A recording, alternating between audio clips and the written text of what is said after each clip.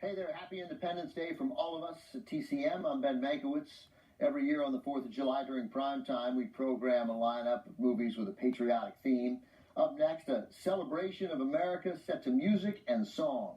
From Columbia Pictures in 1972, it's 1776.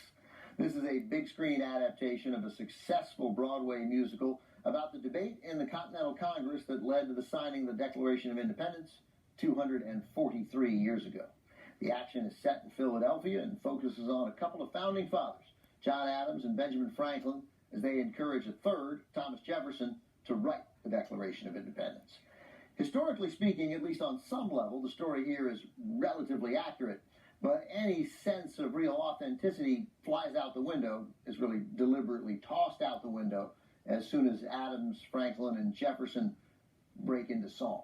There is no evidence that happened in 1776. Maybe Elbridge Gerry of Massachusetts sang in the shower. We don't really know. The musical 1776 opened to glowing reviews on Broadway in 1969, earning 5 Tony nominations, winning 3, including Best Musical. Think of it as Hamilton, but 20 years before hip-hop. 1776 ran on Broadway for 3 years, closing in February 1972, 9 months before the movie opened. Many of the actors you'll see on screen were part of that original Broadway cast, including all 3 of the leads. William Daniels as John Adams, Ken Howard as Thomas Jefferson, and Howard Da Silva as Ben Franklin. From 1972, also with Blythe Danner, directed by Peter Hunt, who also directed on Broadway, this is 1776.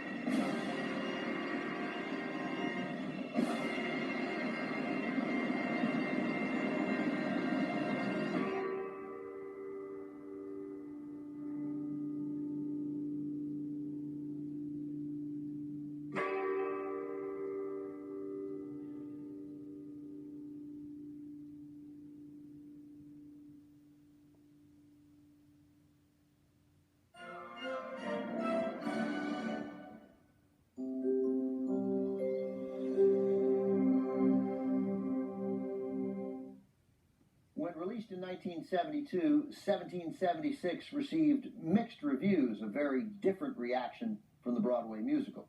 Some critics praised the film's updated look at American history, but others didn't feel it was updated enough and considered it rather old-fashioned.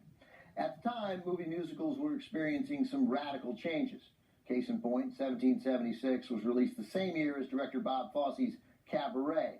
And the edgy Cabaret not only swept the Oscars, it made more traditional musicals, movies like 1776, seem like the product of another era, like cinematic history.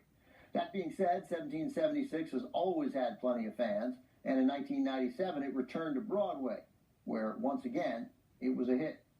Coming up, another film perfectly blending music and Americana, this one from 1962, starring Robert Preston and Shirley Jones.